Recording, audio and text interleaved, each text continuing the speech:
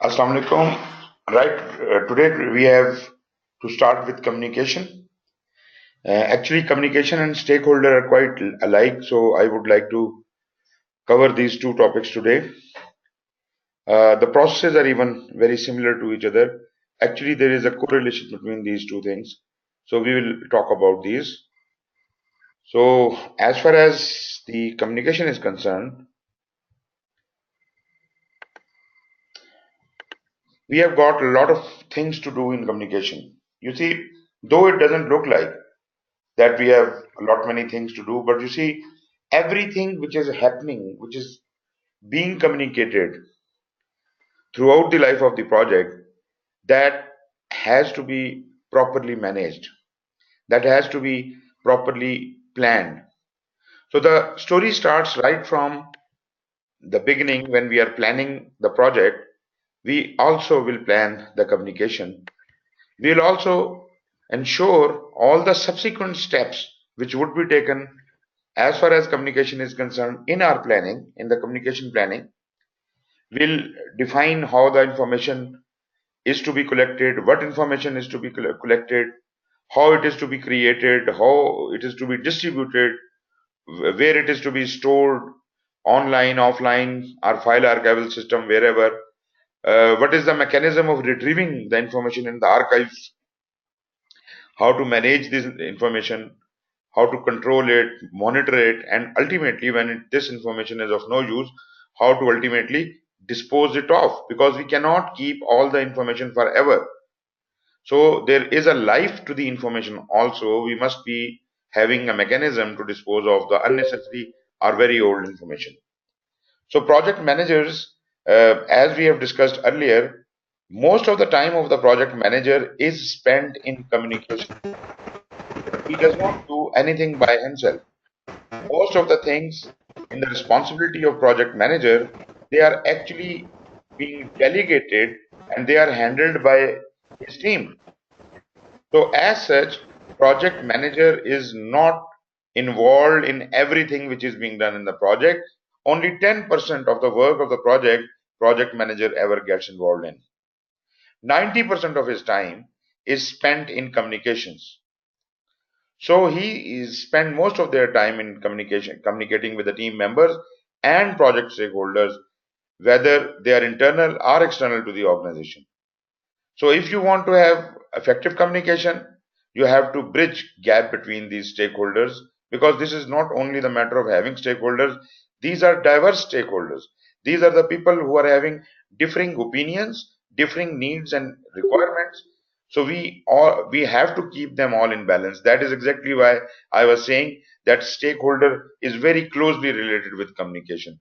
Although we'll focus more on stakeholder later in the chapter of stakeholder, but naturally we have to communicate with the stakeholder, and we have to keep them aligned with the project.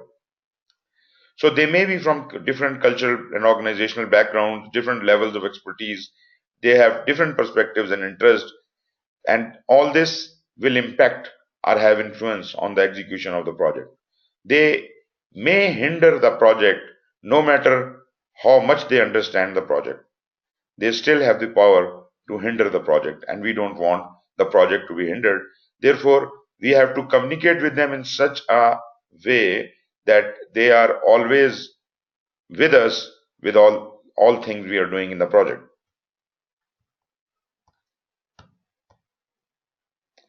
We only have three processes here.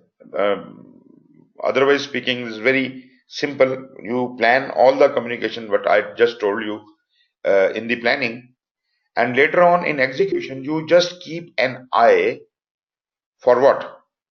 To ensure that all the communications are as per the communication management plan does occur. Now I am not asking you to check whether the communication has occurred or not, because that is not the responsibility of managed communication. Managed communication is there to assure that it does happen. Meaning what?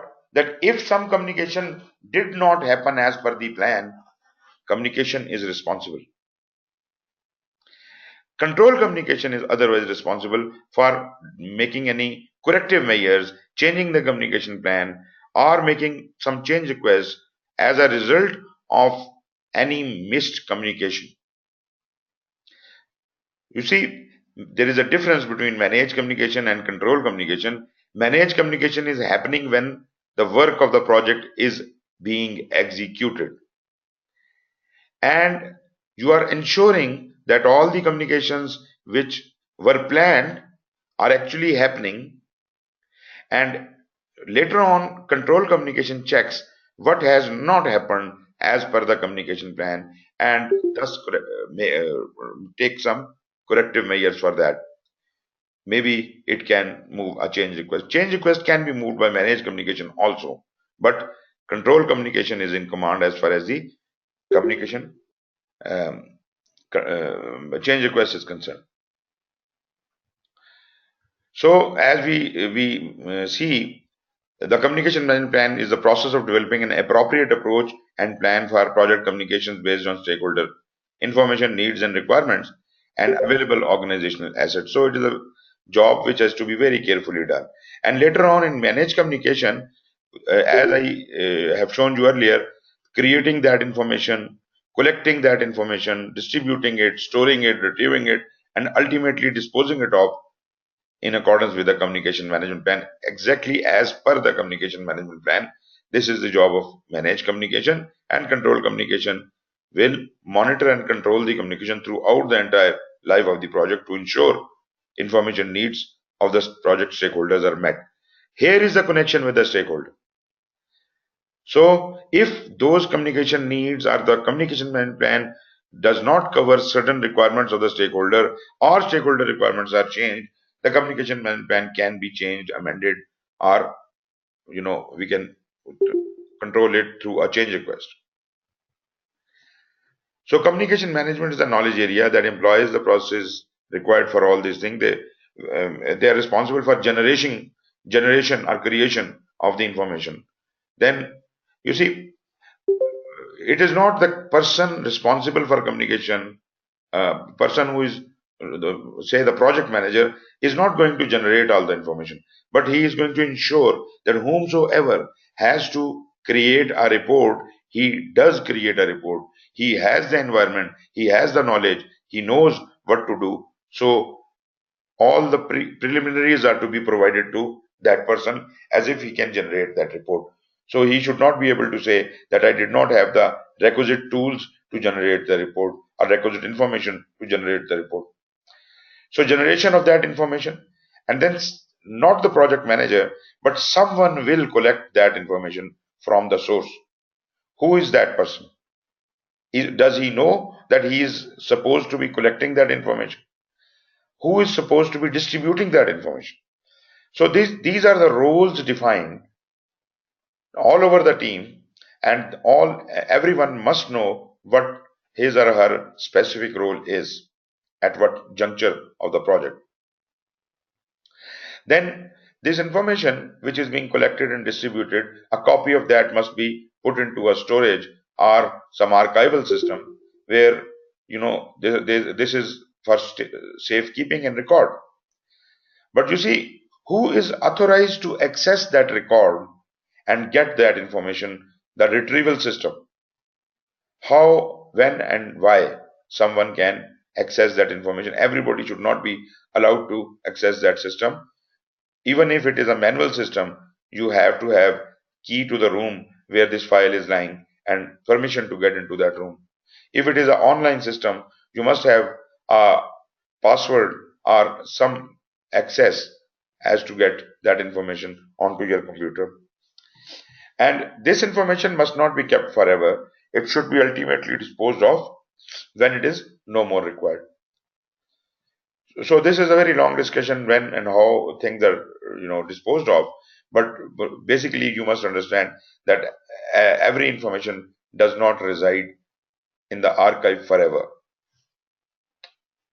Project communication management processes provide the critical link among people and information that are necessary for successful communication. Communication is when people communicate, when they pass on the information. If this link breaks, this is a critical link, then probably people would not know, even if you have done a good job, but you have not communicated it to the requisite people, and ultimately they would assume you have not done it, and probably project will be withheld or it will have hurdles in itself.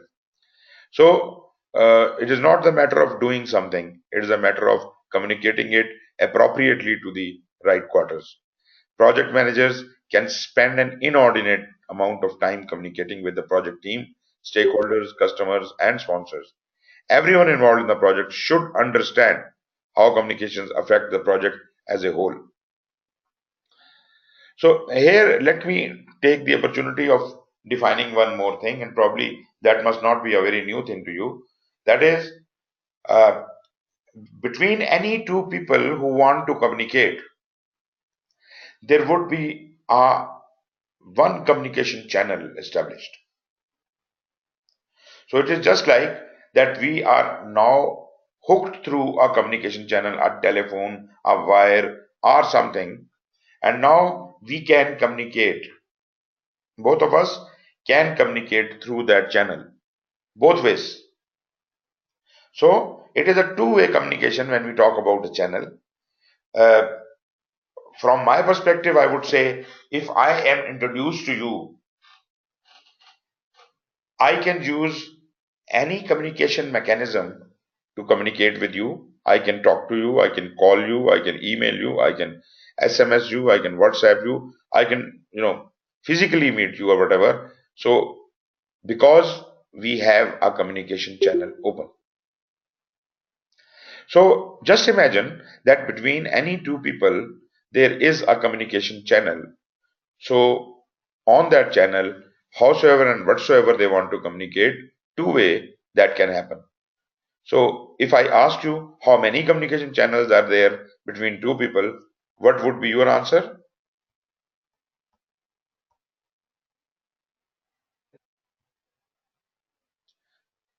How many communication channels between two people? One communication channel. Ji? One channel. One channel.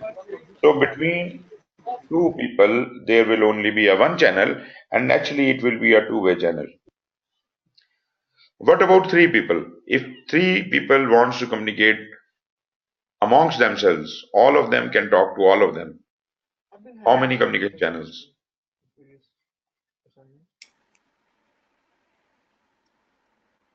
So, three, if you look into it. So if I have three people, It will remain one channel. no, one channel between any two parties. So if A, B, and Six C, channels. they want to communicate with each other, each one is communicating with each other. A can communicate with B, A can communicate with C. So these are two channels. B can already communicate with A because there is already a channel, but B does not have a channel with C, so we create a channel with C. So third channel. As far as C is concerned, C already has a channel with A, and we just created a channel with B, so it does not need to create another channel. So there are three channels between three people. What about if there are four people? Then we will have our communication channel from C to D, our communication channel from A to D, and our communication channel from B to D. And now see that every person is able to communicate with everyone else. And how many communication channels are there? Six. There are six. So there are six. Six. Yes. So can we come up with a formula for creating this kind of a thing? Maybe we are five people. What if there is a E also? So Okay. Ten. how many channels if there are these many people? Ten, sir. Ten, Ten. sir. Five? Ten. Ten. 10. Okay. 10. So you see one additional channel from here to here, one additional channel from here to here, one additional channel.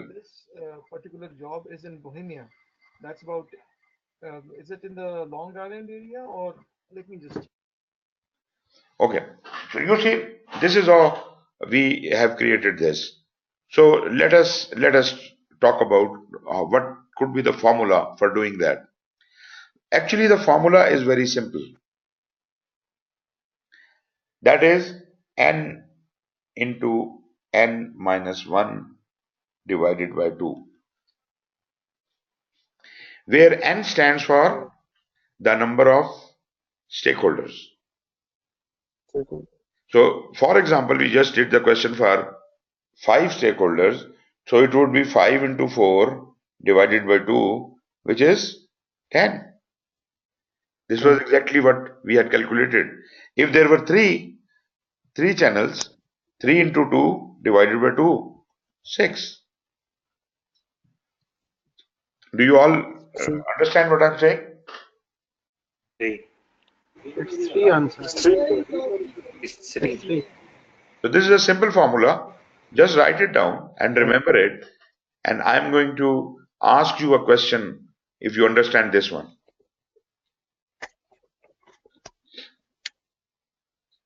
N into n minus 1 divided by 2. This is the formula to calculate the number of channels. If you know the number of stakeholders, you can calculate the number of channels. Right?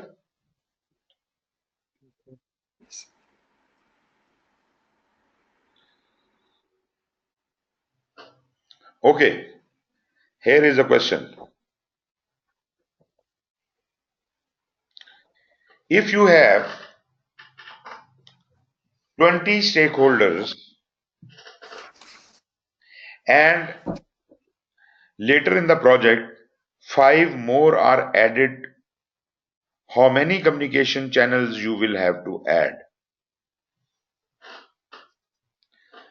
You had 20 stakeholders,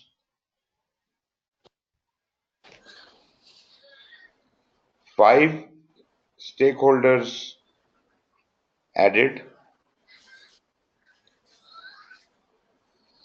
how many new channels? Yes, please. Calculate at your end and let me know.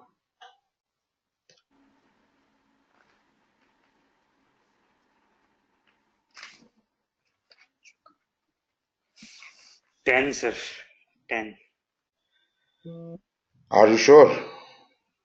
Yes, sir. Because you have asked new channel. So 5 new people have been added. 2 were the old one. 20 were the old one. So that's a Think again. This answer is not right.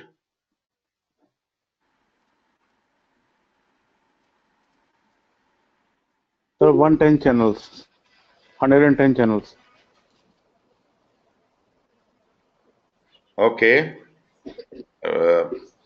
Let There others are, if we think about have it. stakeholders, if we have 20 stakeholders, answer is 9. If we have 20 stakeholders, then the answer is 190, and then we have added 5 more stakeholders. So we have a total of 25 stakeholders, then the answer is 300. So the difference is 110. Yes, sir. Uh, Difference 110. I don't get you. If you add 5 stakeholders, how many stakeholders will be there? So originally we have 20 stakeholders, Right. and with 20 stakeholders, we have the possible communication channels 190. All Okay. right. Later on, we added 5 more channels. So the total number of channels is 25 now. Now, Right. with 25, there will be 300 channels total. So the difference Okay. between 100 and 190 is 110. So 110 channels were added, if this is the question. Okay. Anybody who understood what he said? Is correct, sir. Sure? Yes, yes, sir. sir. Okay. So uh, we had 20 channels initially, multiplied by 19 divided by the 2. These are the number of channels. And new channel number of channels is 25 into 24 divided by 2. These are the number of channels, new channels. If we subtract this, you will get the answer. So What do we get from this? This is 600 divided by 2 minus how much? 380 divided by 2, which is equal to 300 minus 190, which is 110. So we added 110 new channels,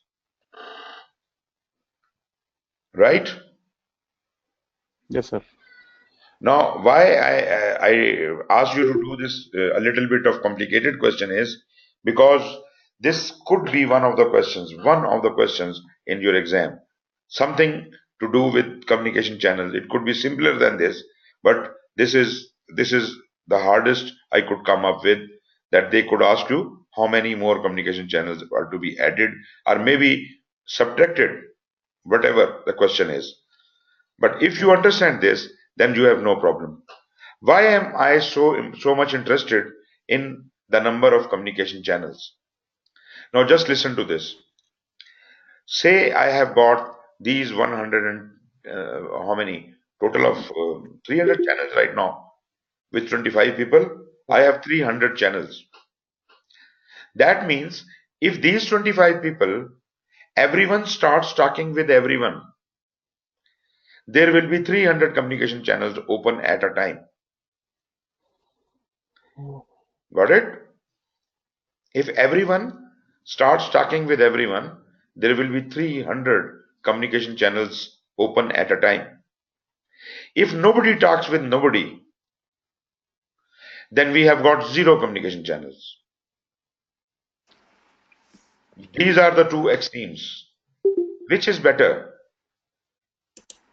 Nobody talking or everybody talking?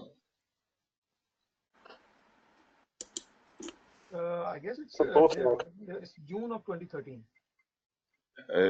Yes, what? Both are not.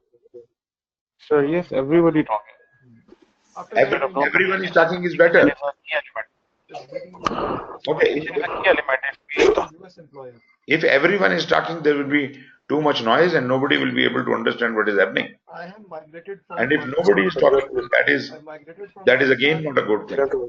So both of these things are complete my chaos. green card in July of 2016. So for the Do you get me? Exactly, Yes. sir. You are correct.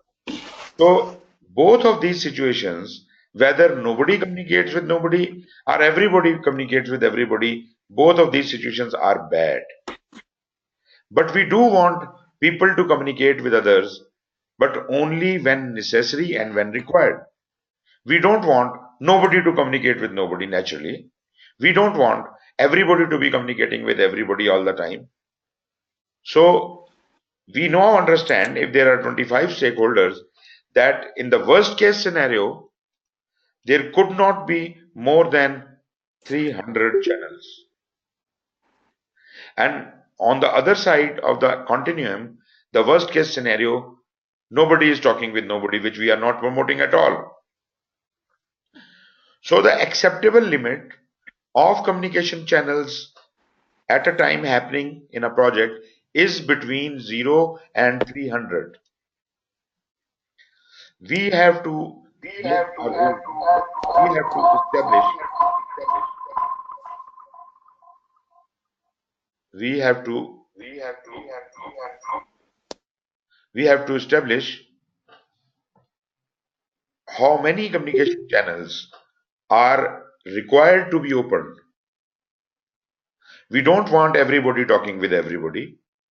We want only those who have communication needs with some other stakeholders to talk. And by the way, when I talk about project communication, this is not just the progress report. This is just not communication what happens with the project manager. This is all the communication happening with anyone and everyone in the project, regarding the project, around the project, and this communication surround the project. So this all has to be included in the communication management plan. Who can talk with whom, at what stage, in what format, how frequently, what would be the content of that communication, and so on and so forth. Are you getting me how important this is? If we can design exactly what communications are to happen between whom, at what stage, how frequently, in what format, in what detail, this is what is the purpose of communication management plan. It has designed, it has orchestrated whatever has to happen to gain the maximum efficiency and effectiveness. Because if we communicate unnecessarily, it will not be effective. We want to have effective communication. As soon as I complete a job, I must report it to the next person who has to start the next job. Why should I be reporting it to everybody else? You got my point.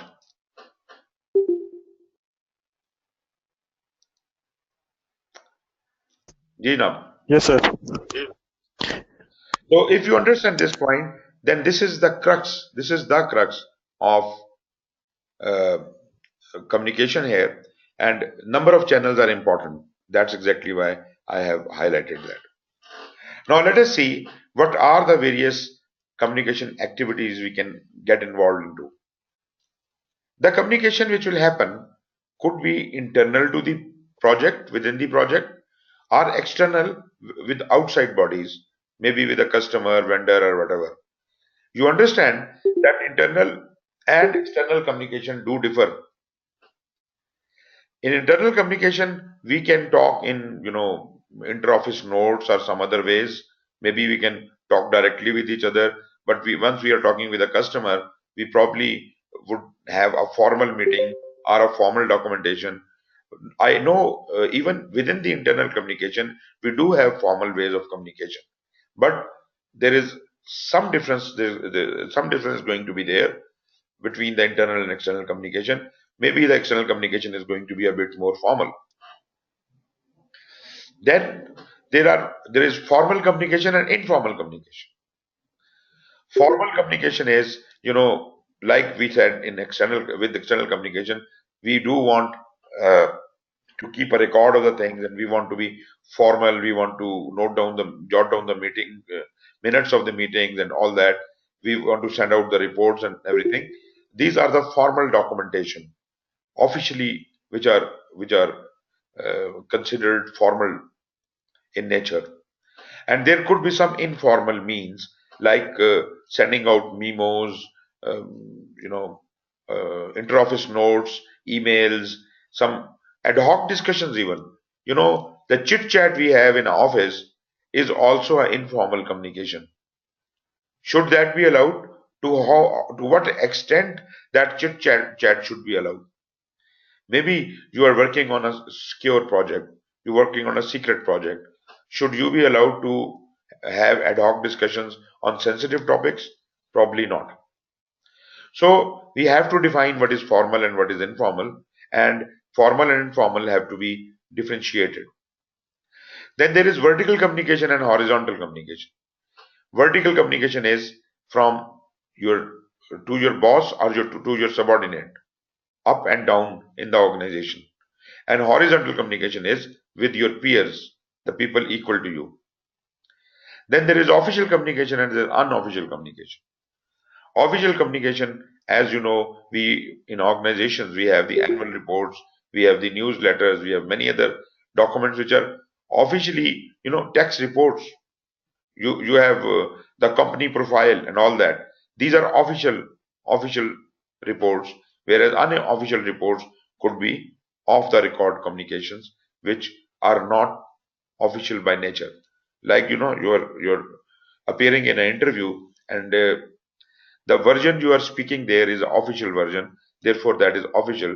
But if you want to say something off the record, then you ask them to not to record it. So that's how you can say something off the record which will not be attributed to you from the official point of view. Then interestingly, there are some other kinds of communication like verbal and oral. Written and oral. Written, we all understand that written communication is anything which you put it in writing, and oral is what we, describe through other means, we speak it out, but within the oral, we do have a verbal and non-verbal communication. Verbal communication is how we talk, and non-verbal is how we behave. Verbal communication, you see, naturally there is nothing better than talking to the person in person, but we do talk to people on telephone, also on social media, and on lot many other means. But where you cannot use your voice, the effect of voice, the the impact you can create by speaking the message out is lost. Similarly, if you are not physically present in front of a person when you are talking, there is a lot of body language which is missed out. So in verbal communication, you have to make up for the loss of body language. And if you can't speak, then probably you have to talk in a sign language.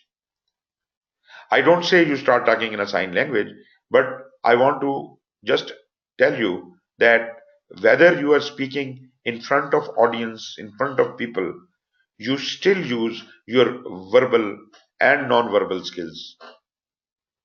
I am presenting in front of an audience and I will use the voice inflections to drive the message home.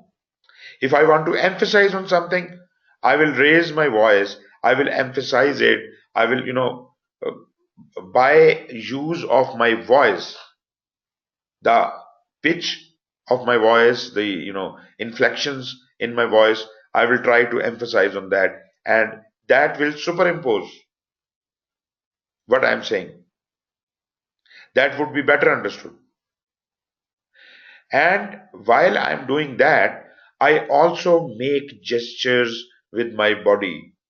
I move my hands. I point to someone. My whole body is animated.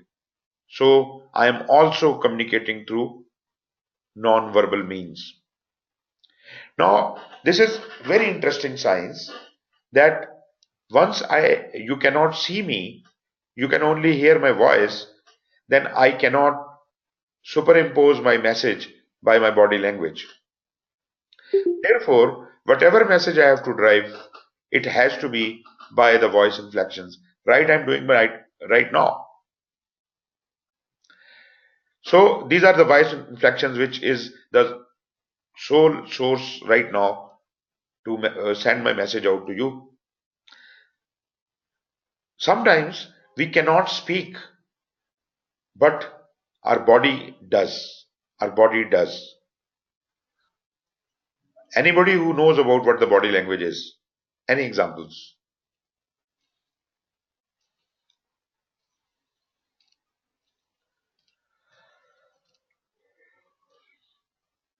Ji. Okay, a little bit about it. Can you feel someone if he is angry? If you meet someone, you have not talked to him as yet. Can you feel how he's feeling?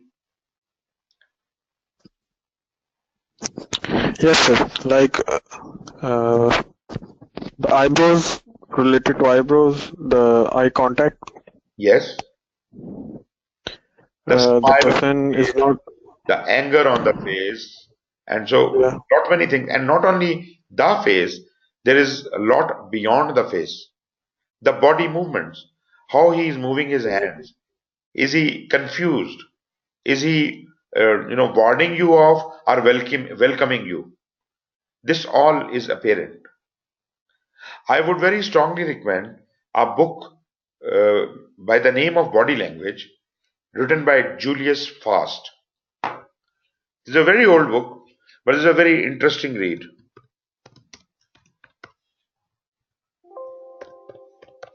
Body Language by Julius Fast.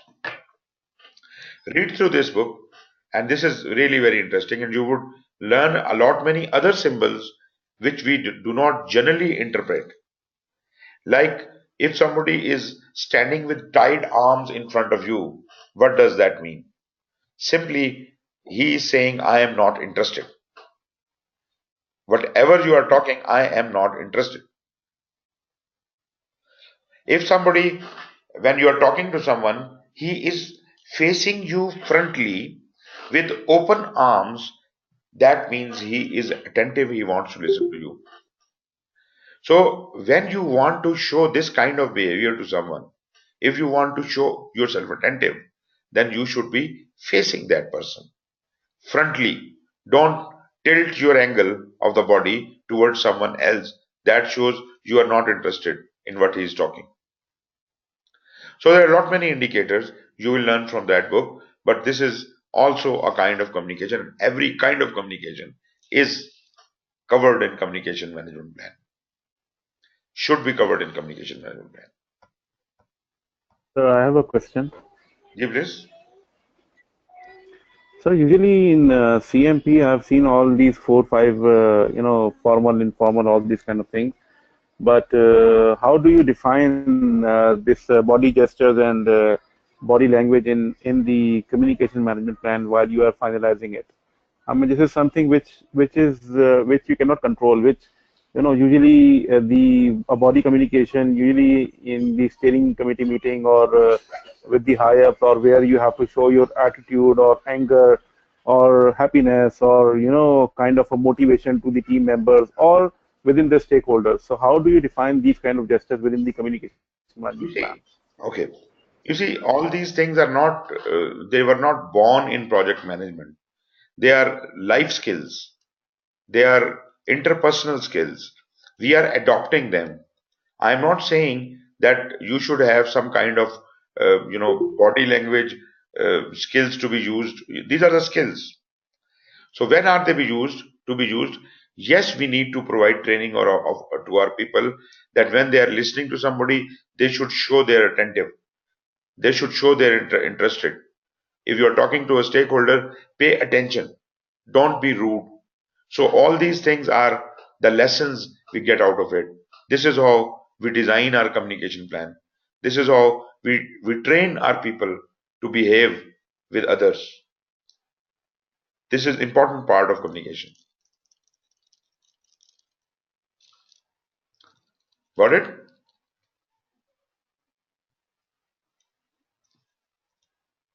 Yes, sir. Then most communication skills are common for both general management and project management. Exactly the same thing which I was saying.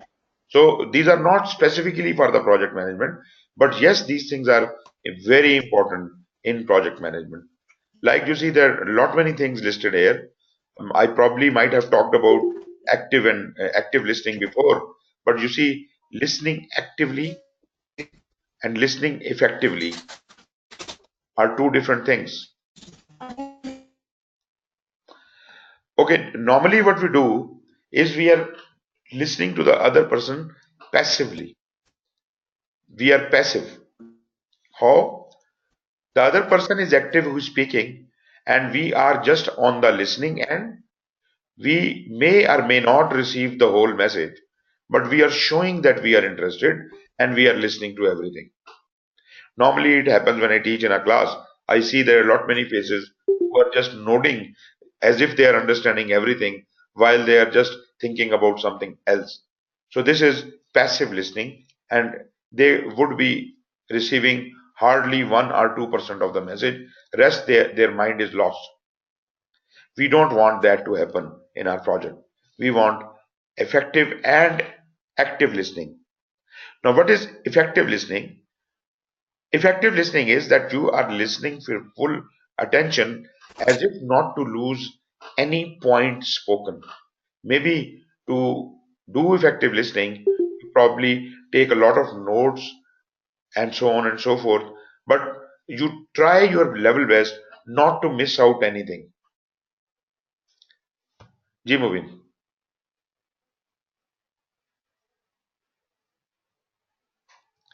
Mubin, you wanted to say something? We cannot hear you, Mubin. Can you write it down?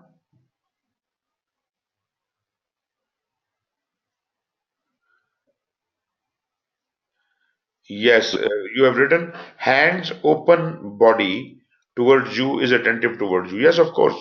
Yes, of course, of course. With open chest and open arms, you are you are facing the person with an attentive face, showing interest and maybe a smiling face. That all supplement to the attention you are paying to that person.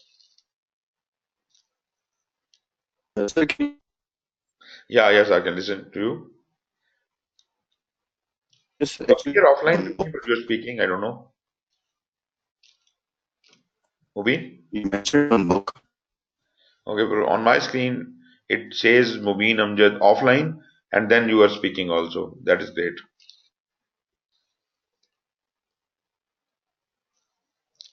Right. So to talk more about Uh, this active listening, after effective listening, the best way of communicating is the active listening. And what is active listening? You know, we try to do effective listening all right, but naturally you have attention span. Everybody has an attention span. Attention span of a person is limited to 30, 45 or minutes or an hour.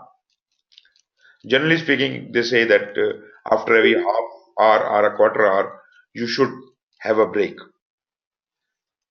That is only when everybody is trying to listen actively. But if you personally feel that your attention span is, say, 30 minutes, you should listen attentively for those 30 minutes and then stop the speaker and ask a question. And that question would be the summary of last 30 minutes in just a minute and a half or something like that. A summary of those 30 minutes of speaker time in just a minute, and ask him, is it what you meant to say? Is it what you meant to convey? Now there are two benefits out of it. Number one, if you are right, the person who had been conveying that message for last 30 minutes would at least have a confirmation that at least one person has been listening to me and has understood me. And the second is, if at all you did not understand the whole message and he wants to correct you, he can put you right. At the end of the day, you will learn the right message which is confirmed by the other party. The other party will confirm that whatever he wanted to say, you have understood. And that's why where the listening becomes active. So active listening does not just mean listening, it means speaking also. Like you see, questioning and probing ideas and situations to ensure better understanding. Educating yourself to increase team knowledge so that they can be more effective. You can conduct certain exercises with the team in which you put them more wise as far as the communication is concerned. Fact finding to identify or confirm information. Do not depend on one source of information. If somebody says this might be a rumor, try to get it confirmed and only act upon the confirmed information. Set and manage expectations accordingly. Persuade a person, team, or organization to perform an action. This is if somebody is to communicate, is to, do something, you have to communicate with that person, team, or organization as if they know that they need to do this. Motivating to provide encouragement or reassurance. Coaching to improve performance and achieve desired results. And sometimes you may have to negotiate to achieve mutually acceptable agreements between the parties. Resolve the conflicts to prevent disruptive impacts. And summarize, recap, and identify the next steps. Now, the interesting part is even in active listening, we were summarizing the message of the speaker, recapping it, and things like that. But here, when I am talking to my audience, normally I do that. when I have completely delivered my lecture, I summarize the whole thing in a minute or two and give them a complete recap as if they can capture the whole thing, and then I tell them what will be the next lecture, what I will be talking about in the next. So this is summarizing, recapping, and identifying the next steps, and that is really very important because the other person's expectations are set accordingly. And if at all there are any questions, they are surfaced at the end of that discussion. So these were some very important communication skills. Now let us quickly go through the processes. The processes themselves are very simple. Project management plan is an input to this communication management planning process. Stakeholder register, naturally we have to communicate with the stakeholders, so I need to have the list of all the stakeholders. Enterprise environmental factors and process assets will be with me. So the tools I need for this are communication. Just hold on a minute.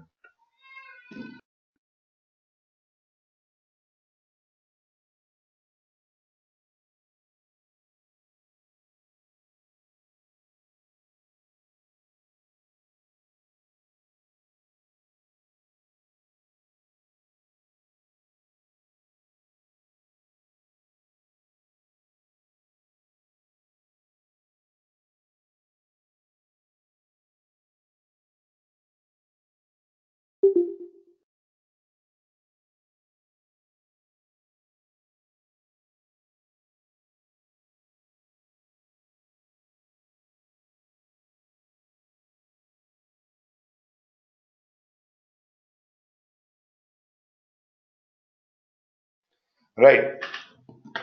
So before you set on to develop your communication management plan, the tools you need to have is the communication requirement analysis. Talk to all the stakeholders and establish their communication needs. As I said before, this is not all about communicating the progress report. There are a lot many other communications happening within the team, within the stakeholders. You have to define all those. And when you talk to the stakeholders, you ask them their communication needs and their expectations. Maybe a stakeholder wants to hear something when a specific job is done. So if he needs that information, that must be provided to him by someone. Therefore, his requirements should be properly recorded and analyzed. Then we must also understand what is the communication technology available with us. The stakeholder might be residing outside the country, and we do not have any means to communicate to him that effectively, like internet or other things. So we have to take into account what kind of communication technology is available and how important that communication is, and what is the mechanism we could be using to communicate that requirement to them. Then we must also consider the communication models available to us. How do we communicate in our organization? Communication model could be from a very simple basic model to a very complicated model. Depends upon organization to organization. But generally speaking, when we are talking about communicating between two people, then one person speaks, the other listens. We don't talk simultaneously. This is exactly what the ethics and the discipline is. And please do not take the example of the TV shows in which the most educated and literate people are fighting over things and they do not let anyone talk. The communication model is when somebody else is speaking, you listen, and when the message is complete, only then you speak. So this communication model I'll describe a bit later. Then what are the various methods available to you for communication? You conduct a number of meetings and decide on that. And ultimately, you develop the communication management plan, and project documents are subsequently updated. Now, this communication management plan you have just created, this not only goes to manage communication for the actual execution of those communications, but it also is sent down to manage stakeholder engagement. That is the next knowledge area we are going to be studying. manage stakeholder engagement needs this communication plan as if they can keep the stakeholders engaged. Because if this communication will happen, the stakeholders will be engaged.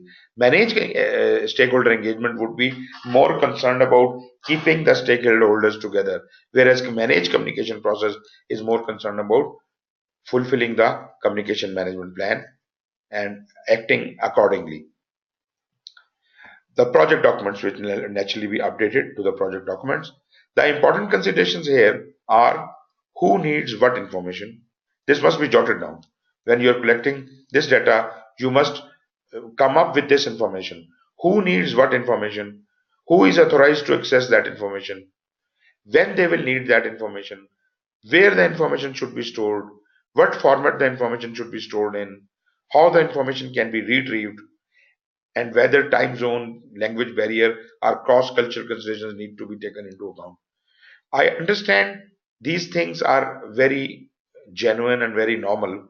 Everybody knows about them. Everybody thinks that they do it, but actually, if they are listed down somewhere and you are trying to use this thing as a check sheet and ensuring that all of these points have been catered, your communication will be excellent. Normally, we know all these things, but we don't actually follow some format. We don't follow some check sheet, and ultimately, we miss out on a lot many things, and which actually result in a bad communication or no communication at all. The sources of communications could be the organizational charts. They can tell you who can communicate with whom, who is responsible for what. Project organization and stakeholder responsibility relationship. This might indicate which stakeholders have to talk to each other and which do not need to talk. Disciplines, departments, and specialties involved in the project. Logistics of how many persons will be involved with the project and at what location. You see, as I said before, we need not make everyone talk to everyone, but we must know what are the communication channels, as if later on, if a new communication requirement surfaces and we need to open another channel, we would know that this channel exists and we can open it. Internal information needs when communicating with the organization, and external information needs when communicating with the media, public, or contractors. Stakeholder information and communication requirements from within the stakeholder register. So we will be considering all of these sources. What are the communication technology available to us? You see, first of all, determine what is the urgency of the need for information. How important is the stakeholder? How important is the information? How important is it to reach the stakeholder in that specific time limit? If that information is really that urgent, then probably you may have to acquire sources, acquire that communication technology for that specific information. Maybe you need to, if you don't have internet and everything, not have, mobile signals and everything, maybe you have to resort to satellite communication. But in that case, you probably will have to justify that this is the urgency, frequency, and format of the information to be communicated, which is important enough to go for this expense. Then secondly, availability of the technology. We need to see if this technology is available in the market around us that is required to fulfill this communication requirement, and it is compatible and available and accessible to all stakeholders throughout the life of the project. It should not be only available on trial basis for some time only. So urgency of the information and availability of the technology.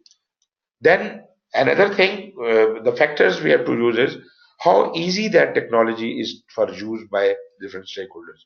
It should not be a very difficult mechanism. It should be just as easy as ABC. What are the project environment? There is a need to determine if the team will meet and operate on a face-to-face basis or in a virtual environment. So you see, whatever kind of the project environment is there, the communication needs and communication requirements do change. If you are sitting in multiple time zones, probably you can only resort to a video conference or a teleconference.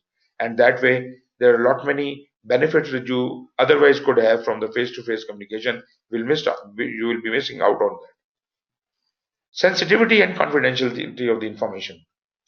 If you are working on a defense project, you probably don't want to do it on internet, because internet will have many leaks. Your information could be leaked out. So probably for sensitive and confidential information, you may have to devise your own mechanism, or some security measures have to be taken. What is the communication model you are using? Generally, when two people talk to each other, the person who is trying to send the message, he first encodes his message into the language the sender can speak and the receiver can understand.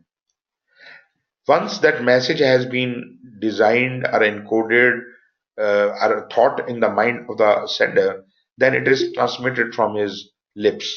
This information is then sent by the sender using communication channel, and the communication channel might be, if you are sitting face to face, there might be the medium, the air in between you. The transmission of this message may be compromised by various factors. There may be, when I am talking to you, you might be, far apart, distant from me, maybe not within the voice range, or maybe there is a lot of noise around us. Maybe the mechanism we are using, this is an unfamiliar technology. We don't know how to speak. Inadequate infrastructure, cultural differences. We are speaking in different languages or different stances, and lack of background information. So these factors are collectively termed as noise. So this noise will distort the message. Whatever message, whether distorted or not, when it reaches the receiver, that person then decodes the message. Once he has decoded the message, he makes some head and tail out of it, and he acknowledges, yes, I've received the message. He nods his head or something like that. And later on, he provides you an answer, response, or feedback about your message. When the received message is being decoded and understood, the receiver encodes his own ideas and thoughts, his reply, into another message, and then transmits it back to the original sender. This completes the loop of communication model. So this is the basic communication model, and this can be shown like it. You see, the sender encodes, transmits through noise to the receiver. He decodes, acknowledges, and then sends you a feedback message. So this is how the thing moves. But this is a very simple basic model. There could be a lot many other models which you could have devised in your own organization. In some organizations, I've seen that all the mail or the whole organization is controlled centrally. So a mail boy will come to your desk, collect all the letters which are to be dispatched, and sort them according to their priority, and he takes the responsibility of sending them and receiving the mail, and then distributing it back to whomsoever is it addressed to. So whatever communication model you are using, that will be. So in what are the communication methods available? So this is also very interesting. There could be interactive communication, there could be push communication, there could be pull communication.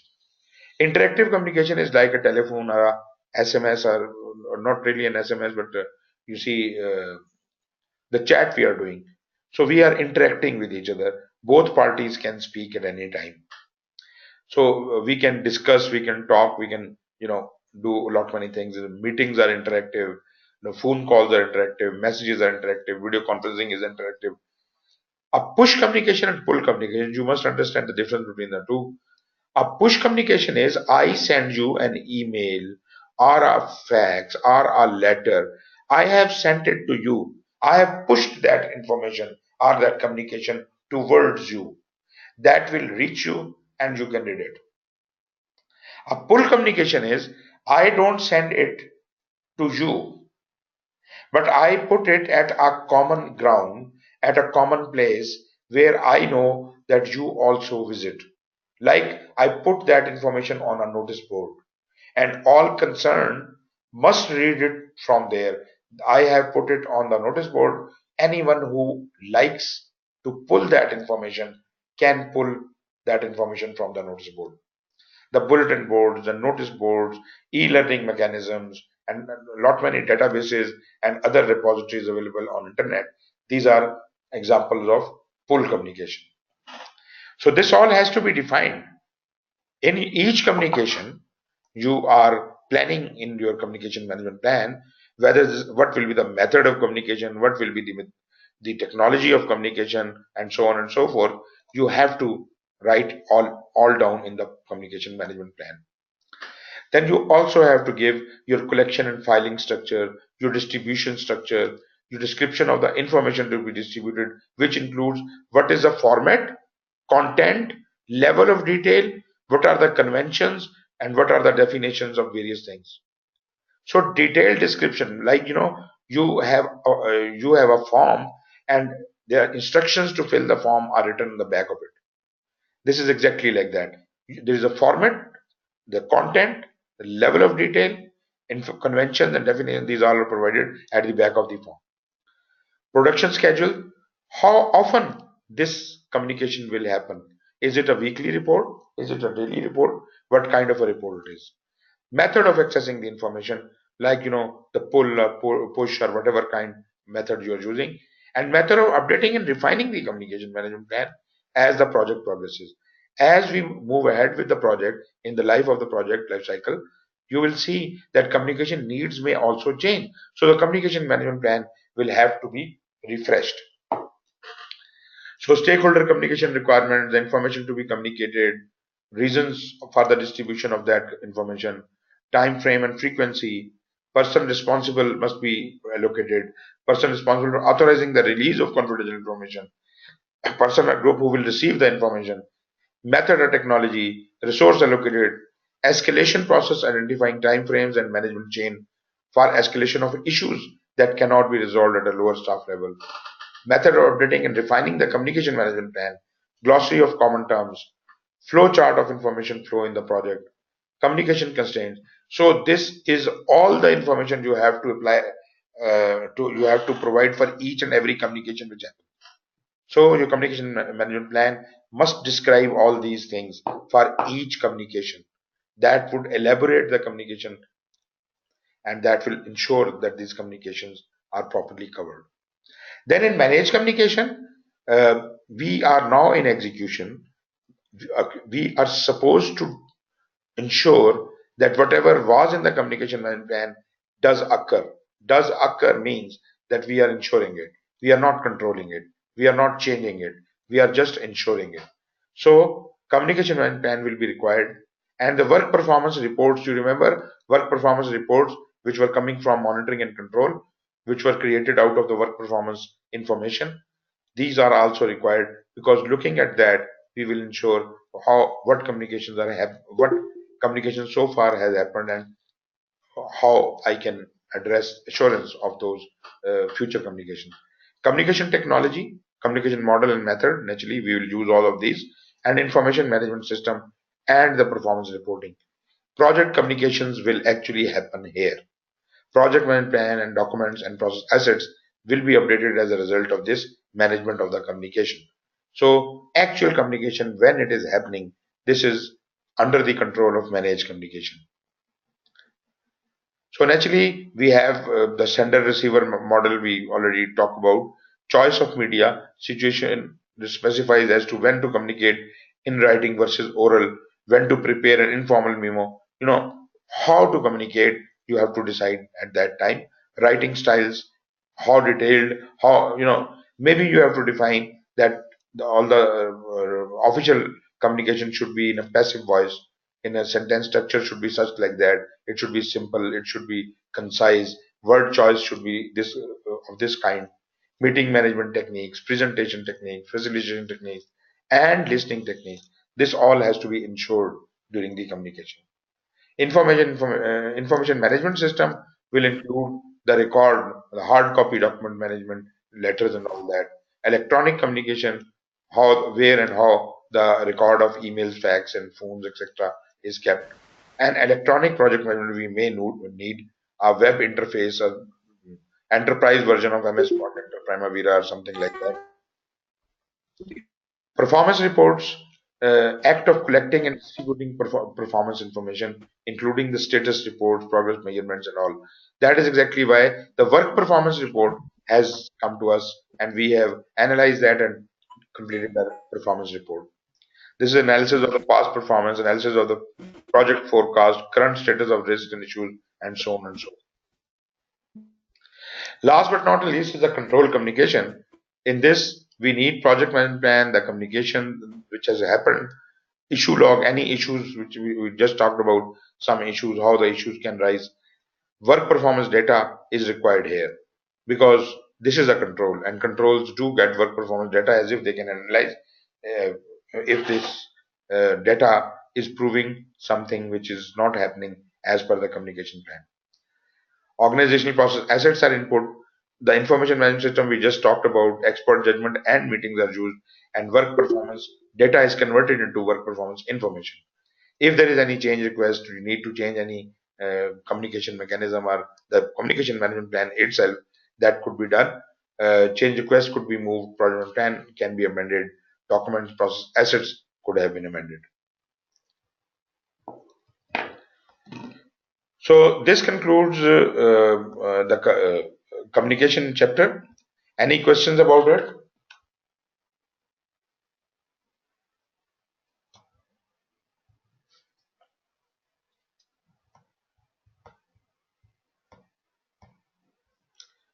No questions? Sir, it's okay. Well understood. Okay, let's move on to the stakeholder management then. Stakeholder management is very similar because we are actually communicating with the stakeholders. But you see, the difference is that with stakeholder we have a different kind of relationship. We have to keep them on board, and communication is a tool through which we keep them on board.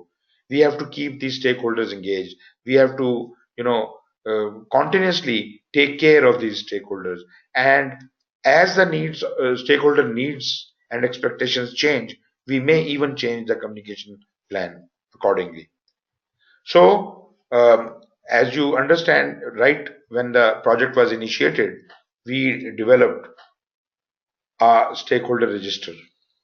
So even before the planning started, we started identifying the stakeholders, we started analyzing the stakeholders, we created a list and strategy for dealing with these stakeholders. So project stakeholder management includes processes required to identify people, group, or organization that could impact or be impacted by the project, to analyze stakeholder expectations and their impact on the project, and to develop appropriate management strategies. You see, stakeholder management also focus on continuous communication with stakeholders. That is where communication is hooked with the stakeholders, because if we do not communicate with the stakeholders, we have a gap with the stakeholder. So previously, communication and stakeholder was considered to be one knowledge area, but seeing the importance of stakeholder, it has been separated, because identification of stakeholder is cannot be part of communication. Therefore, stakeholder has to be engaged. We have to look at the stakeholder from various angles. It is more of psychological than just the communication. Therefore, stakeholder is treated as a separate knowledge area.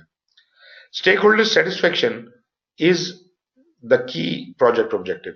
We have to keep all the stakeholders satisfied, which is anyways a very uphill task. This is next to impossible to keep everyone happy, but this is exactly what the job of the project manager is. So identify the stakeholder happens in the initiation, plan stakeholder management in planning, manage stakeholder engagement in execution, and control stakeholder engagement in control. So you see that just like communication, the three processes in planning, execution, and monitoring and control are almost alike. Communication management, we have plan stakeholder management. There we have plan communication. Here we have plan stakeholder engagement. There we have control communication. Here we have control stakeholder engagement. But the additional process here is in initiation, and that is identify the stakeholder, which is by far the most important process, because in this process we identify those people groups and organizations that could impact or be impacted by our decision, activity, or outcome of the project, and analyzing and documenting relevant information regarding their interest, involvement, interdependencies, influence, and potential impact on project success. This is a very thorough analysis. We should not and cannot leave out on any one of these things. We cannot take anything for granted. We must understand the psyche of the stakeholder. We must keep him close to our heart. If we do not keep these stakeholders close to our heart, then probably we are going to face the wrath of these stakeholders. So this is the responsibility of the project manager to have very good relations with the stakeholders. Plan stakeholder management is naturally the process of developing the stakeholder management plan, developing appropriate management strategies to effectively engage the stakeholders throughout the project life cycle based on the analysis of their needs, interests, and potential impact on project success. How to manage the stakeholder engagement? Exactly like the management of the communication. While we are in execution, we have planned how we are going to deal with various stakeholders. Now we are ensuring as if we are really dealing with them accordingly or not. And this is done through communication naturally, but someone is having an eye on all the stakeholders and he's going and talking to these stakeholders as if they are satisfied. Are they being managed appropriately? Is it okay or not? And while the things are happening, we are communicating with stakeholders as to see if they are really engaged or not. We have to analyze, keep analyzing it, and as soon as we understand and know that a stakeholder is not happy, we should immediately reanalyze the situation. In monitoring and control, we control the stakeholder engagement. Naturally, control only deals with those things which have happened. If something bad has happened, if some stakeholder has gone angry, if some stakeholder does not get a report or is not communicated well, or his needs are not properly captured, so here we can uh, reevaluate the things. We can, assess and analyze the things, and ultimately move the change request to improve that situation. So these are the four processes. Identify stakeholder process. Here, the project charter is required. Why the project charter is required here? Because this is happening in initiation, and in initiation we did not have anything except the project charter. The only one process which had been done was develop project charter, and from there we had the project charter based on what we are now trying to identify the stakeholders. Procurement documents. When we were planning, the procurement documents for our subcontractors, which we create in our planning, are sent back to initiation, identify stakeholders, as if they can identify those prospective sellers also. So the purpose of procurement document going from planning to initiation is to identify those stakeholders. And naturally, the enterprise non factors and process assets. Here we do a thorough stakeholder analysis. But again, as you remember, I have been saying we should not be paralyzed by the analysis. No paralysis through analysis. We should see how much time is available, how much time can we spend on this analysis, and we can go as thorough as possible, but remaining within the time constraints. Because stakeholder analysis can further be done during the planning also. But here we just want to create a basic analysis model and a categorization which would define various stakeholders, how they are to be treated. Expert judgment and meetings are used, and the net result is the stakeholder register. So this stakeholder register is important to me, which is going to be used by communication, by risk, by when we are identifying the activities, and even when we are doing the stakeholder management planning. So stakeholder analysis is a technique of systematically gathering and analyzing quantitative and qualitative information to determine whose interests should be taken into account throughout the project. By the way, I would rather like to relate the stakeholders with risk. The identification of risk and stakeholder is just alike, and the analysis is also alike. Although in stakeholder analysis, we are not going into the detail of separately doing the quantitative and qualitative analysis and developing our strategies, but exactly like risk management, we have identification of stakeholder, we have qualitative analysis of the stakeholders, quantitative analysis of the stakeholders, and we then devise the strategies. But this all is done in this one step, stakeholder analysis. It identifies the interests, expectations, and influence of the stakeholders and relates them to the purpose of the project. It also helps to identify stakeholders' relationships with the project and other stakeholders that can be leveraged to build coalitions and potential partnerships to enhance project's chances of success, along with stakeholder relationships that need to be influenced differently at different stages of the project or phase.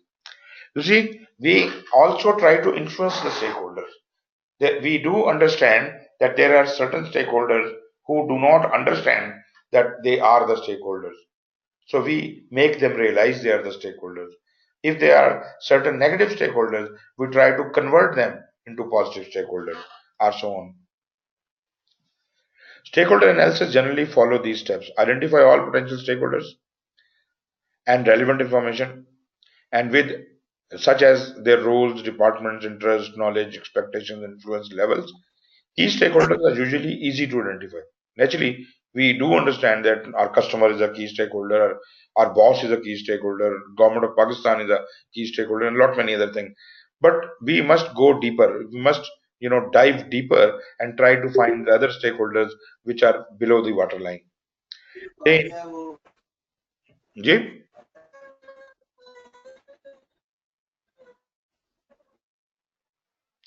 जी क्या कह रहे हैं?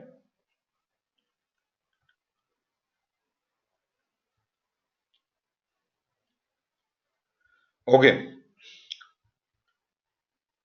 So first we do the identification, then analyze the potential impact or support each stakeholder could generate.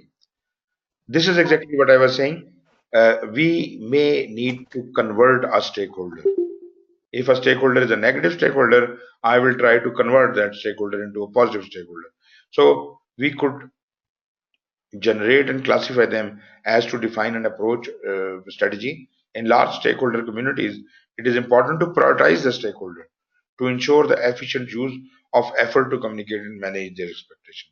So those stakeholders who are on top priority must have more and better communication, and their expectations should be better managed.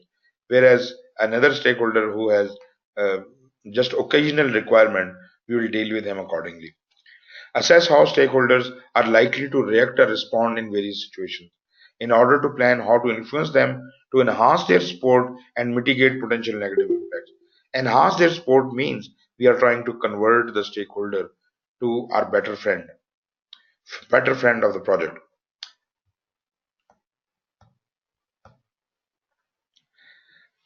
Now, stakeholder analysis can be classified into many methods which are being used worldwide, and you can devise your own also. This is not something which is standard. So one is power interest grid. You can create a grid on one side, on one axis you can have power, on other axis you can have interest, and on the intersection you can find who exercises the most power and most interest. Maybe you can create a grid of power and influence. Maybe you can create a grid of influence and impact, or you can use a salience model describing classes of stakeholders based on their power, urgency, and legitimacy. So this all depends which model you use. This is not exactly the subject to go deeper into this, but just to give you an example, I'll show you one model that is a power interest grid model. This is a very basic model. This is not very complicated. This is very simple to understand. And for that matter, all the models I have just discussed with you, they all are very similar to this. But naturally, if you want to learn more about them, you may have to read them from other sources. There might be complete books written. There are complete books written on stakeholder management. Right. So, for example, on a grid of interest, this is a varying grid from low to high, and a grid of power is a varying grid of low to high.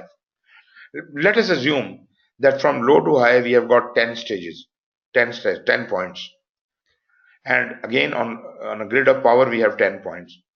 So let us say if we had given on interest level, a stakeholder has been given 4 points, and in power he has been assigned as 6 level, then he is located at somewhere in the upper left grid.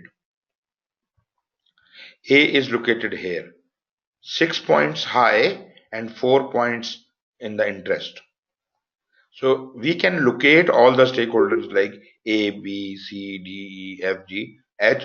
So all the stakeholders are plotted in that. Then we make use of the basic grid, which is divided into 4 parts. The stakeholders which exercise uh, highest power and who have the highest interest in the project are in the top right grid. Their B, H, and F fall into that category. So the strategy to deal with them is to manage them very closely. The stakeholder with high power and low interest, like A, this stakeholder has to be kept satisfied. Do not overload this stakeholder with information, because you must understand what he needs and when he needs. Only provide him that much. I am not asking you to hide anything from any stakeholder, because I am promoting a completely transparent system. Everything should be known to everyone. But at the same time, why unnecessary details? Because those unnecessary details might disturb that stakeholder. For example, A is a banker who has provided financing for our project. And because he exercises high power, because he controls the money, so probably maybe project manager may think that he is the biggest stakeholder, I must, you know, report everything to him. So he is sending daily reports to him. He is sending reports about how performance is going and who is the person who did not come today, and the job was suffering due to him, and we have eaten dal gosht and everything, whatever. So all these informations are not required by the banker. When you overload him with these information on daily basis, he will get angry. So you better understand what he wants to know and just tell him that he just needs a quarterly report on loan reimbursement and nothing else. You don't have to communicate with him any further. Just keep him satisfied by sending him the timely reports what he need. On the other hand, we have got two stakeholders C and E who have high interest and low power. These are usually the end users, are the people, the public, who actually use that deliverable which is being produced. Now, these people do not have a lot of exercise, they do not exercise a lot of power, they do not have that kind of power, they just have a lot of expectation, they have a lot of interest. So, these stakeholders have to be properly kept informed, transparently let them know why this road is being constructed in their area, what benefits they will get, how long it will take, how much money will be spent on that. So, all this information should be publicly available to all these people, as if they are satisfied that this whatever is being done in our area is for our own benefit. If you do not keep them informed, then there will be a lot of rebellion and they will not be the supporters of your cause. Lastly, we have got those who have low power and low interest. These are the people who have to be paid least attention, but at least you must keep an eye on them. You don't need to do anything with them. You just have to monitor them and see if they change their behavior and if their needs and expectations are changed. Only then we will deal with them according to their new needs and expectations. One more thing which I want to say here is this is the first image, first picture which emerges when we identify the stakeholders and analyze them. But these stakeholders are not going to stay where they are right now. Maybe a stakeholder, the banker who has given us the money to do the project, he no more remains the stakeholder after the loans have been paid back and bank stake is no more. So banker is no more our stakeholder. So he vanishes from here. Maybe there is another stakeholder J who comes into being after the middle of the project. So he may be placed wherever he deserves to be. Maybe C stakeholder moves up on the scale to the high interest, high power group later in the project. So these stakeholders will keep changing their places within this grid. And wherever they are right now, I have to apply that strategy on them. That was important to understand that these stakeholders may change their grids. And if they do, then I have to deal with them accordingly. So this is about the analysis. And then we also can create a stakeholder analysis matrix in which we write the names of the stakeholders. We can jot down what their interest is in the project. We can have their assessment of the impact, how much they impact us. Then potential strategies like, I will manage this stakeholder closely, or I'll do this or that with him. So this is kind of a confidential document which is not released along with the stakeholder register, because stakeholder register is a public document which is consulted by anyone and everyone. But this document is with the project manager and he has written his strategies on it, and therefore he will comply with them. The stakeholder register must have this information: the identification information of the organization, name, position, location, role in the project, contact information, etc. about the stakeholder, and assessment information: what are the major requirements, what are the main expectations, potential influences on the project, phases in which he is most interested. Stakeholder classification is also the third area. Is he an internal stakeholder or external stakeholder? He is a supporter, neutral, or resistor. Because once I identify his status, then I will try to convert this stakeholder from, maybe if he's a resistor, I would like to convert him into a neutral, and if he's a neutral, maybe I want to convert him to be a supporter. The stakeholder register should be consulted and updated on a regular basis, as stakeholders may change, or new ones identified throughout the life cycle of the project. When we are planning the stakeholder management plan, we need to have the project management plan, the stakeholder register, enterprise environmental factors, and organizational process assets. So these are all normal. We understand what they are and from where they are coming. We need to have expert judgment meeting and analytical techniques to be used. Stakeholder management plan is created and the project documents are updated accordingly. In the analytical techniques, we have to have analysis about the status of each stakeholder. We will classify them, all the stakeholders, in one of these categories. There might be a stakeholder who is unaware that he is a stakeholder. There might be a stakeholder who is resistant to the project. There might be a stakeholder who says there's no impact on me, and yes, I know what this project is, but I'm not interested. He's neutral. Then there are those stakeholders who are supportive, who have a soft corner for your project. They are aware about the goals and objectives of the project, and they have soft corner. And then there are people who are actually part of this initiative. They are supporting the cause of the project. They are leading this project. They are the champions of this project. So this is a 5-scale classification, and you will place all the stakeholders under one of these classifications. And then what we can do? So look here. I will create a stakeholder engagement assessment matrix like this: unaware, resistant, neutral, supportive, and leading. And then I'll list down all the stakeholders under it. You see, the C stands for current status and D stands for desired status. Stakeholder 1 is unaware about the project. I want to make him aware and convert him to be a supporter of the project. Stakeholder 2 is neutral. I want to convert him into a supporter. Stakeholder 3 is already currently a supporter, so I desire him to be a supporter. He's already a supporter. So you see, you can define this and then devise your strategy accordingly. How are you intending to convert stakeholder 1 from unaware to supportive? This is the job of stakeholder management. This is apart from communication. And naturally, you will devise certain communications for doing this, but this is in itself a whole job. Stakeholder management plan is a component of project management plan as we understand, and it can be formal or informal, highly detailed or broadly framed, and based on the needs of the project.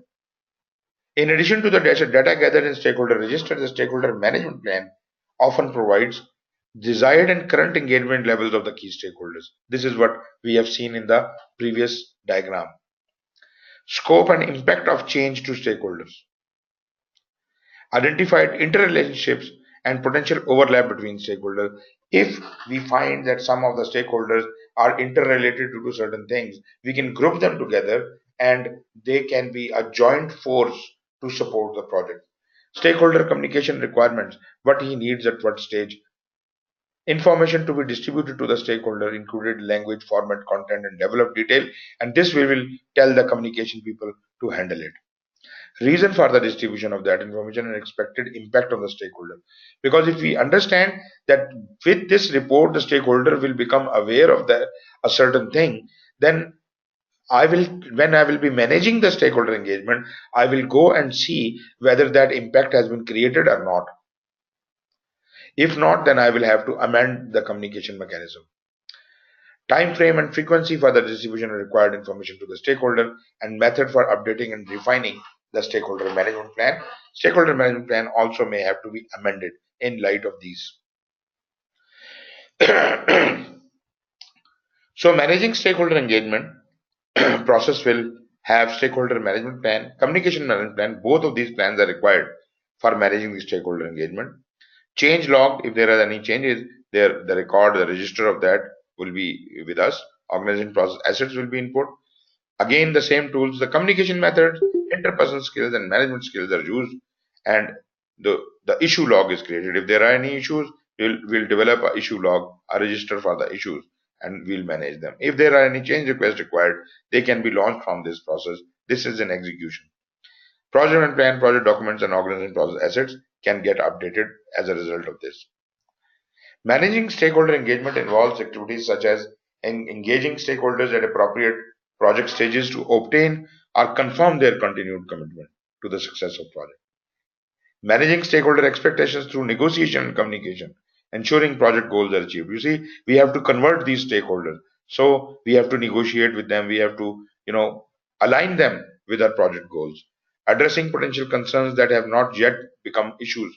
So we have to negotiate with them. We have to resolve the conflicts and issues, and anticipating future problems that may arise from the stakeholders. Such concerns need to be identified and discussed as soon as possible to assess associated project risks. So it will have some impact on the project risks also. Clarifying and resolving issues that have been identified. The management skills we need is facilitate consensus towards the project objectives, influence people to support the project, negotiate agreement to satisfy the project needs, and modify organizational behavior to accept the project outcome. So you see, these are not easy jobs, but they are the management skills required as far as the stakeholders are concerned. Last but not the least here in the stakeholder management is controlling the stakeholder engagement. And in this process, we are monitoring overall project stakeholder relationship and adjusting our strategies and plans for engaging stakeholders. We already have developed the strategies, but now we are analyzing what we have done, what are the results, and ultimately we are able to enhance our efficiency and effectiveness of stakeholder engagement through adjusting these strategies and plans. The inputs we require are the project management plan, the issue log we just had created in the managed stakeholder engagement, work performance data. As it is a control, it will get work performance data from execution, project documents, And information management system will be used, expert judgment will be used, and the meeting will be used. And we will analyze the work performance data and produce the work performance information. Change request, if any, would be moved out of it, which may change the stakeholder and management plan. Project and plan can get updated, documents and process assets all can get updated as a result of this. Information management system, as I said, provides a standard tool for project manager to capture, store, and distribute information to stakeholders about the project cost, schedule, progress, and performance. It also allows the project manager to consolidate reports from several systems and facilitate report distribution to the project stakeholders. So this is all about stakeholders. If anything you need to talk or speak, please go ahead.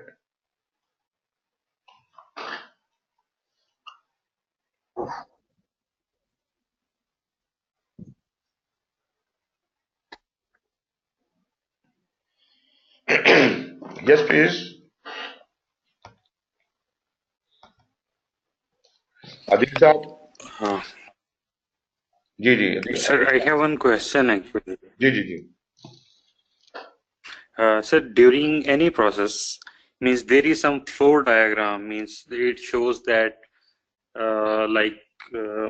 it gives some arrows and this type of things. Do we need to remember those diagrams, or we have to means?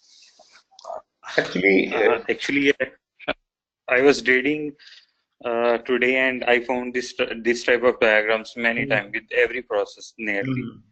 So means what should we do actually with those diagrams? Do we need to? No, don't memorize them. Don't memorize them. Just scan through them, understand them, and you must, when you see them, just justify why these arrows are existing and why they are going there. You see, once we have done the process group interaction, we have almost done all the interactions. We have almost talked about what is going from where to where. So this is not going to be any different. This is just a confirmation of what we have already studied.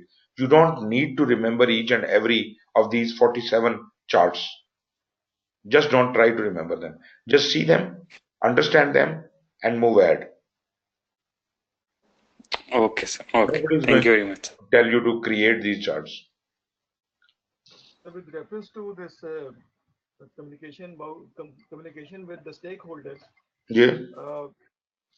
कोई specific pattern of reports, for instance कोई financial reporting है,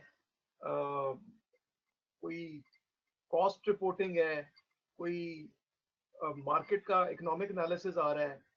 Are these things part of the responsibility of the project manager to initially, जब communication plan बनाता है तो कौन सी reports किस को जाएंगी, इस तरह की डिटेल में होती हैं रिपोर्ट्स? Yes, of course. उसका क्या होगा, या रिपोर्टिंग फाइनेंशियल कैसे होगी, क्वार्टरली बेसिस पे होगी, मंथली बेसिस? बिल्कुल देखें जी, बात ये है कि all of these stakeholders, कोई फाइनेंस से होगा, कोई कहीं से होगा, so all these stakeholders are from different areas, and we first have to understand what are their needs and expectations.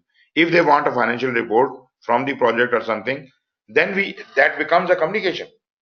Then we will have to design that communication and provide that report to that stakeholder, and we have to keep him satisfied. But naturally, whatever that report is, that must be aligned with the organizational purpose and the project objective. Because if he is asking for a report which is not fulfilling any cause of the project, then we may convince him that this report is not really our responsibility and we should not be creating it. But if it does have to do anything with the project and it does contribute to the project fulfillment, then we must provide it. So once we analyze the stakeholders, based on that, we develop the communication needs and requirements and design those communications in the communication management plan. Actually, sir, मैं पूछना ये चाह रहा था कि a project manager is not going to be a certified cost accountant or certified public accountant. Okay. अगर उसने इस तरह की कोई चीज जनरेट करनी है, तो he should only be the one who can, suggest कि ये वाली चीज होनी चाहिए, or then get hold of some CPA or some CA to get this thing across. Why should he get hold of a CA? Actually, this project is part of an organization, and that organization has got all those kind of resources. Project manager will ask the organization to provide that resource and help. So that would be a part of a project team. That person would be coming and doing their job and going back. So you can always ask your organization to provide you that kind of support. You don't want to hire a CA or things like that. ठीक है, मतलब you as a project plan आप बताएंगे कि इस project के लिए ये रिपोर्ट्स चाहिए होंगी, Exactly. स्टेक होल्डर्स अपडेटेड, बिल्कुल उसकी सेटिस्फेक्शन के लिए ये चाहिए होगा, बिल्कुल एग्जैक्टली। तो उसके हिसाब से फिर आप डिजाइन करवाएंगे, ये सारी चीज प्लान का पार्ट बनाएंगे। Yeah you are right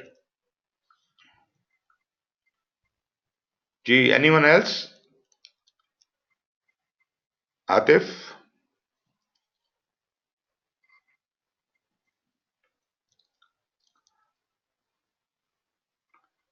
Wasif? It's okay, sir. It's good, sir. Hmm Need to get through it now.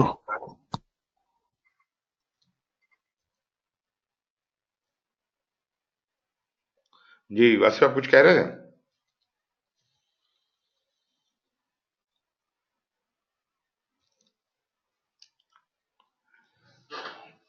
Okay, gentlemen, if there is nothing more to say, we are just left with two chapters, and I am positive that we can do it in 2 days.